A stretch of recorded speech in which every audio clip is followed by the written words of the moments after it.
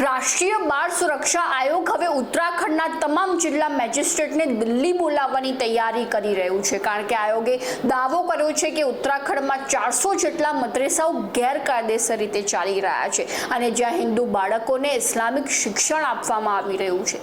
નમસ્કાર, ગુજરાત જો ટીવીની સાથે હું છું મક્ષુ ઠક્કર। ઉત્તરાખંડમાંથી ચોંકાવનારા સમાચાર આવી રહ્યા છે, જેમાં national commission for protection of child રાઇટ્સે મોટો ખુલાસો કર્યો છે કે ઉત્તરાખંડમાંથી એવી ઘણી બધી મદ્રેસાઓ મળી આવી છે જ્યાં હિન્દુ બાળકોને ઇસ્લામિક શિક્ષણ આપવામાં આવી રહ્યું છે અને કમિશને ઇન્દોરમાં તો એવી ઘણી મદ્રેસાને શોધી કાઢી છે કે જ્યાં અન્ય રાજ્યોમાંથી બાળકોને ત્યાં રાખવામાં આવી રહ્યા છે।